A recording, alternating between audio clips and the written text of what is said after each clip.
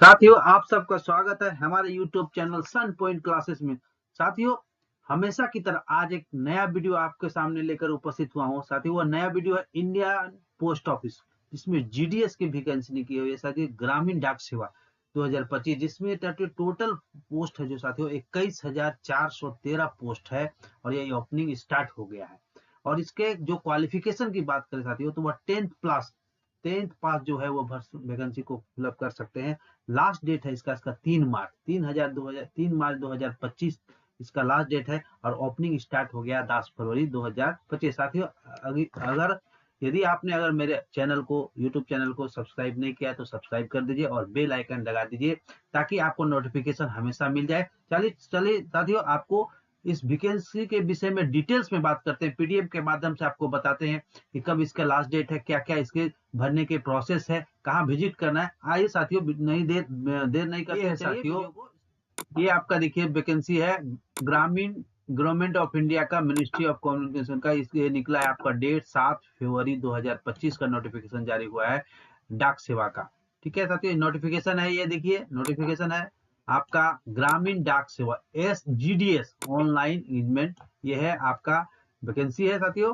देखिए ये आपका, देखिए आपका ये जो रजिस्ट्रेशन है, रजिस्ट्रेशन जो डेट खुला हुआ सबमिशन ऑफ ऑनलाइन एप्लीकेशन आपको 10 फरवरी 2025 से 3 मार्च 2025 तक आप अप्लाई करने का डेट है इसका। और साथियों, जो आप अगर आपके भरने के क्रम में किसी तरह का मिस्टेक हो गया है तो आपको करेक्शन विंडो खुलने का भी समय दिया गया है। आप अपने आवेदन में इस डेट को करेक्शन कर सकते हैं 6 मार्च 2025 से 8 मार्च 2025 तक, यानी 6, 7, 8 3 दिन आपका वो करेक्शन विंडो खुलेगा, जिसमें आप करेक्शन कर सकते हैं अगर किसी तरह का मिस्टेक हो जाए भरने में। और भरने का स्टार्टिंग समय है 10 फरवरी 2025 से लेकर 3 मार्च 2025 तक। करेक्शन विंडो आपको खुलेगा 6 मार्च से 8 मार्च तक खुलेगा। आप किसी तरह का करेक्शन उसमें कर सकते हैं विंडो में। तो देखिए जो वैकेंसी है वो ब्रांच पोस्ट मास्टर का है, एक BPM जिसको नाम से जानते हैं, दूसरा है हमारा अगर के ABPM assistant branch post master का है, और तीसरा है डाक सेवा का। ये देखिए डाक सेवा, ये 3 वैकेंसी है साथियों। 3 है आपका पोस्ट है, एक है BPM, एक ABPM और एक है डाक सेवा। ये वैकेंसी है। तो और आपका ये देखिए आपका BPM जो है, एक नंबर जो BPM है साथियों, BPM का जो सैलरी है, सैलरी का जो स्लैब है वो 12,000 से स्टार्टिंग है और 29,380 उसका स्लैब है। और ABPM और डाक सेवा ये दोनों की सेम स्लैब है सैलरी का, 10,000 से स्टार्टिंग है और 24,770 रुपए, 24,470 रुपये आपका इसका लास्ट पेमेंट है। और जहाँ की बात करें जो इस फॉर्म को भरने के लिए जो एलिजिबिलिटी चाहिए, क्या एलिजिबिलिटी है, साथ साथ उसका क्या एज है, तो एज की बात करें अगर साथियों तो वो एज है 18 ईयर्स। 18 ईयर्स जिसका है वो भर सकता है और मैक्सिमम जो एज है 40 ईयर्स, 40 ईयर्स भर सकता है। इसके अलावा जो एज रिलैक्सेशन दिया जाता है, जैसे ST SC को 5 ईयर्स है, OBC को 3 ईयर्स है, इकोनॉमिकली जो बैकवर्ड होता है उसको 10 ईयर्स एज का रिलैक्सेशन है। ये रिलैक्सेशन आपको मिलेगा, मैं आपको आगे बताऊंगा। देखिए शेड्यूल कास्ट को 5 इयर्स का रिलैक्सेशन है एज में, अदर बैकवर्ड कास्ट OBC को 3 इयर्स का एज रिलैक्सेशन है, और इकोनॉमिकली वीकर सेक्शन साथी उसको नो रिलैक्सेशन है। यानी जो EWS है उसको किसी तरह का वीकर सेक्शन नहीं है, उसको जनरल वाले को नहीं है। साथ में पर्सन विथ डिजिबिलिटी जो है उसको 10 इयर्स का एज रिलैक्सेशन है, और पर्सन विथ डिजिबिलिटी अगर OBC है, वो अगर PWD के अलावे वो OBC से बिलोंग करता है तो उसको 13 इयर्स का एज रिलैक्सेशन है। और डिजिबिलिटी अगर ST SC से वो बिलोंग करता है तो 15 इयर्स का उसका एज रिलैक्सेशन। यानी कहने का मतलब है कि ST SC जनरल जो है उसको 5 इयर्स का है, अगर वो ST SC बिलोंग करता है PWD से तो उसको 15 इयर्स का एज रिलैक्सेशन है। और अदर बैकवर्ड कास्ट है अगर वो, तो उसको 3 ईयर रिलैक्सेशन है। और अगर OBC जो है PW से बिलोंग करता है तो उसको 13 ईयर एज का रिलैक्सेशन है। साथियों देख लीजिएगा, ये वीडियो PDF में आपको अपने टेलीग्राम चैनल पर डाल दूंगा, आप वहां पर टेलीग्राम का लिंक भी मैं डाल दूंगा, वहां पे आप जाके टेलीग्राम ज्वाइन करके आप ये PDF देख सकते हैं। और ये देखिए आपको जो एजुकेशनल क्वालिफिकेशन के अलावे ग्रामीण डाक सेवा ABPM और BPM के जो वैकेंसी निकले साथी, उसमें जो आपका एजुकेशनल क्वालिफिकेशन है 10th पास, इसके अलावा ये सब क्वालिफिकेशन होना जरूरी, नॉलेज ऑफ कंप्यूटर होना जरूरी है, नॉलेज ऑफ साइकिलिंग यानी साइकिलिंग चलाने का आपका नॉलेज होना चाहिए, एडिक्वेट मीन्स ऑफ लाइवलीहुड इसकी भी जानकारी होनी आपको चाहिए। इंपॉर्टेंट एजुकेशनल क्वालिफिकेशन के अलावा एक्स्ट्रा क्वालिफिकेशन है, knowledge of computer, knowledge of cycling. How to apply, आप कैसे अप्लाई कीजिए, आपका इसका ऑफिशियल वेबसाइट पे जाकर सबसे पहले अप्लाई करने से पहले आपको अपना मोबाइल नंबर और एक्टिव ईमेल एड्रेस आपको हर हाल में एक्टिव रखना है। उसी मोबाइल नंबर पे आपको ओटीपी और मैसेज वाला जितने तरह का इंफॉर्मेशन डिपार्टमेंट की तरफ भेजा जाएगा, आपको उसी मेल आईडी पे और उसी मोबाइल नंबर पे आपको भेजा जाएगा। इसलिए आप हमेशा फॉर्म भर करने से पहले एक्टिव मोबाइल नंबर और एक एक्टिव ईमेल एड्रेस, अगर आपके पास नहीं है तो आप एक्टिव ईमेल एड्रेस पहले आप बना लीजिए फॉर्म भरने से पहले। ठीक है। सिलेक्शन का जो क्राइटेरिया है साथियों, इसका सिलेक्शन जो ये मार्क्स बेस पर होता है। शॉर्ट लिस्टेड जो होगा वो मार्क्स बेस, लिखा है the applicant will be short listed for the engagement on the basis of system generated merit list, system generated merit list will be prepared on the basis of mark obtained। आपने जो matriculation में marks obtain किया उस base पर आपका selection का merit list बनेगा। Next, आपका जब सिलेक्शन मेरिट लिस्ट में बन जाता है तो आप ये सारे डॉक्यूमेंट्स को 2 सेट सेल्फ अटेस्टेड फोटोकॉपी आपको लेकर के सबमिट करना। पहला है आपकी जब शॉर्टलिस्टेड आप हो जाते हैं तो आपका जब डॉक्यूमेंट्स वेरिफिकेशन होगा वहां पे आपको ये सारे डॉक्यूमेंट्स का जो ये लिस्ट दिखाया गया है उस डॉक्यूमेंट्स का 2 सेट कॉपी आपको सबमिट करना पड़ेगा। एक है मार्कशीट, दूसरा आइडेंटिटी प्रूफ और तीसरा है कास्ट सर्टिफिकेट। अगर आप जनरल के अलावा किसी से बिलोंग करते हैं तो आपको कास्ट सर्टिफिकेट देना जरूर पड़ेगा। पीडब्ल्यूडब्ल्यू सर्टिफिकेट, यानी आप पर्सन विद डिजिबिलिटी अगर है तो आपको उसका सर्टिफिकेट देना पड़ेगा। ईडब्ल्यूएस, अगर इकोनॉमिकली वीकर सेक्शन है आप तो उसका भी सर्टिफिकेट देना होगा। ट्रांसजेंडर अगर है तो आप ट्रांसजेंडर कर दीजिए, नहीं है तो कोई बात नहीं।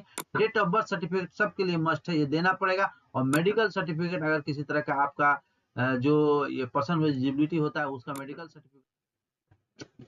देखिए ये रजिस्ट्रेशन आपको कैसे करना है वो दिखा है। देखिए applicant will have first resistor himself, अपने आप को सबसे पहले उस साइट पे जाके, मैं आपको साइट बता दूंगा, यहाँ साइट में यहाँ दिया India post GDS online.gov.in, India post GDS online.gov.in ये साइट है, इसका ओरिजिनल साइट है। इस पे आप जाके विजिट करके सबसे पहले अपने आप को रजिस्टर्ड करना होगा, मोबाइल नंबर के साथ रजिस्टर्ड करना होगा।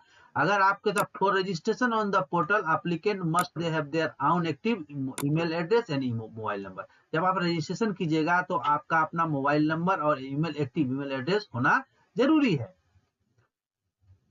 In case of any duplicate registration, in case of any found, be listed and the basis detail the candidate of the all such registration will be removed from the selection process। अगर किसी तरह का duplicate यानी एक ही number से आप याद रखिए, एक ही नंबर से एक ही रजिस्ट्रेशन आप कर सकते हैं। अगर किसी तरह का इस तरह डुप्लीकेसी पाया जाता है तो आपके इंफॉर्मेशन को साइड से रिमूव कर दिया जाएगा। देखिए मोबाइल नंबर एक्टिव होना चाहिए, ईमेल एड्रेस और साथ में आपको आधार नंबर रखिए अपने पास भरने से पहले। इंफॉर्मेशन द बोर्ड मैट्रिक का सर्टिफिकेट का पासिंग ऑफ ईयर, आप मैट्रिक का जो सर्टिफिकेट होता है साथियों उसके ऊपर में ही लिखा रहता है पासिंग ऑफ ईयर, वो डाल दीजिएगा। मैट्रिकुलेशन का एग्जामिनेशन कब पास किया, स्कैन फोटोकॉपी चाहिए वो जेपीजी फाइल में। स्कैन फोटोकॉपी आपको जेपीजी फाइल में होना चाहिए।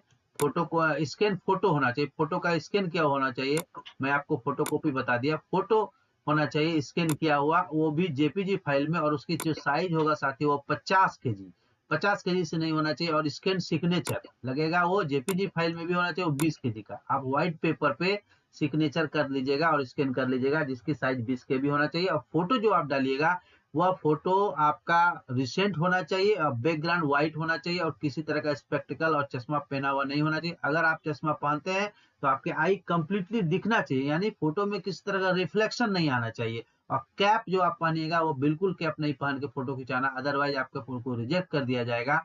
और पेमेंट की बात करें साथियों, इस फॉर्म को भरने के लिए तो पेमेंट 100 रुपीज आपको पे करना, सिर्फ जनरल वालों के लिए। ST SC OBC जो है या फीमेल कैंडिडेट है उसको किसी तरह कोई फी नहीं लगेगा।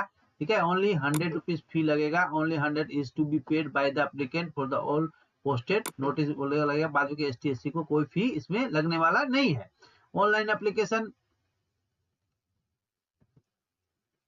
बात करते हैं अपलोड। अच्छा ये आप देखिए एक चीज, आप जब एप्लीकेशन को भरिए फिलअप कीजिएगा तो आपको क्या क्या डॉक्यूमेंट्स अपलोड करना है। 2 ही डॉक्यूमेंट्स आपको अपलोड करना है, एक है आपका फोटोग्राफ जिसका जेपीजी फाइल में होना चाहिए, और नॉट एक्सीड 15 KB, 50 KB के ऊपर नहीं होना चाहिए। और दूसरा है सिग्नेचर। दो ही डॉक्यूमेंट्स आपको अपलोड करना। भले इन्फॉर्मेशन में आपको आधार नंबर देना पड़ेगा, मैट्रिक का सर्टिफिकेट का आपका पासिंग ईयर ऑफ पासिंग वो देना पड़ेगा, डेट ऑफ बर्थ देना पड़ेगा, लेकिन आपको जो डॉक्यूमेंट्स अपलोड करना है वो सिर्फ और सिर्फ दो ही डॉक्यूमेंट अपलोड करना है। याद रखिए, एक फोटोग्राफ, दूसरा सिग्नेचर।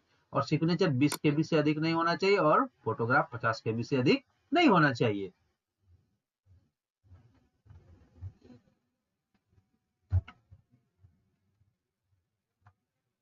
और आप जिस जहाँ के लोकल लैंग्वेज जानते हैं आप वहीं का भरिए। यहाँ बहुत सारे जगहों का लोकल लैंग्वेज भी का लिस्ट है, आपको मैं PDF डाल दूंगा अपने टेलीग्राम पर। आप और टेलीग्राम का लिंक अपने वीडियो का डिस्क्रिप्शन में भी दे दूंगा, आप वहां जाके ज्वाइन कर सकते हैं मेरे टेलीग्राम को और PDF ले सकते हैं। ये देखिए सब जगह का अगर अपना अपना लोकल लैंग्वेज है, जो आप जहाँ के जिस लैंग्वेज को आप जानते हैं वहीं के लिए फॉर्म भरिएगा, ज्यादा बेटर होगा।